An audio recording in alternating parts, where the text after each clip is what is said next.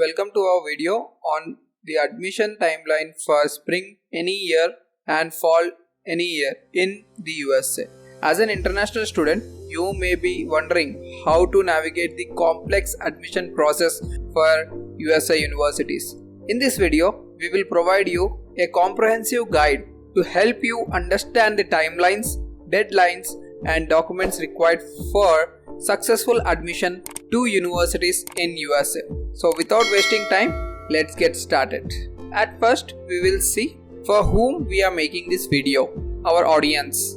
Our audience would be an international undergraduate student or an international graduate student. So now we will see what are the documents which are required for an international undergraduate student. If we see, the major document which is required is passport, then 9th and 10th marks memos. Some of you can tell like 9th mark sheet is not available, so please go to your school or you will get your results, so ask them to give them the mark sheets. They will give it to you. And 10th SSC memo, you will be having it. Make sure you have your original 10th memo, and 9th it might be from the school. Next will be your 12th expected marks memo or original memo. The students who have passed out, they need to have original memo. The students who are still studying their 12th grade, please take an expected marks sheet from your college. Fourth document you read is letter of recommendations. You can take it from your principals or your professors. Anything is fine. Next, you need to have a valid IELTS score report. You need to have SAT exam results, which is required for few universities in US. Not all universities require SATs, but yes, few universities they need SAT. Once you write SAT, you will be eligible for few scholarships as well. So I strongly recommend you to write your SAT exam. The last one is statement of purpose, so resume as well. So these are all the documents which are required for your undergraduate application. So if you see for the international graduate application, so you would be requiring same thing: passport, your 10th memo, your 12th marks memos, your bachelor's memos. Here you need to have your transcripts. You need to apply your transcripts in your university or your college level. So you need to apply at least 3 transcripts, individual memos, all the individual memos, professional certificate, and also consolidated marks memo. If you have your original degree, please make sure like you submit that original degree scan copy while making an application. So after that, you need a letter of recommendation. You can take it from your principals, HOD, or your professors. Anyone is fine. 3 letter of recommendations are required at least. Then coming to English language test, which is IELTS, is mandatory.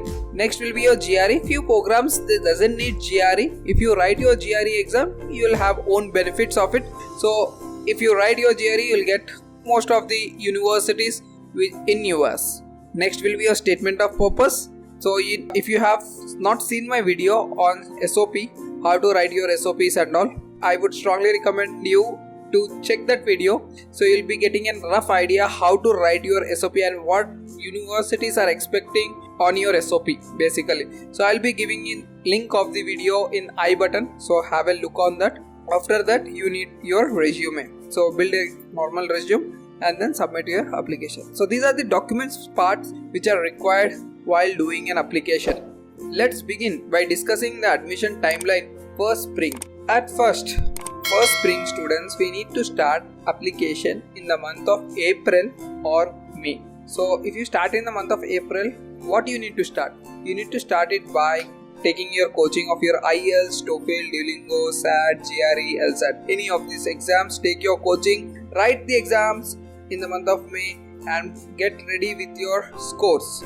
Once this is done, then in the month of June and July, make sure you arrange the documents whatever we have discussed earlier, and then finalize some universities and which course you want to apply, and just apply in the month of June and July. That would be the best time to apply to the universities. Why? Because the admissions will be open, or universities will be open for all the students to apply for those universities. So once you apply to universities, they will take at least 1 to 1.5 month of time.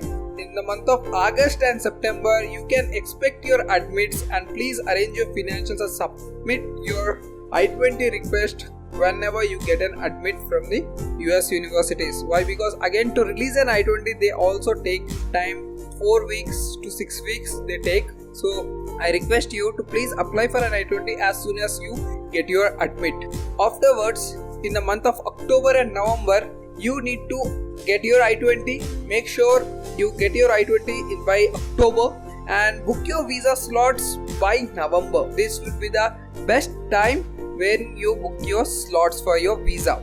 In the month of December and January, prepare yourself to fly to US. Okay, shop your clothes, book your flight and enroll your classes, everything, and then fly to your university and join your university. This should be the ideal timeline for a student who is looking for a spring of any year. So this is what I can tell you. Next, if you see for fall intake, if you're looking for fall intake, the ideal plan would be the same, but months will be different. So in this, you need to start your application or process in the month of December or January.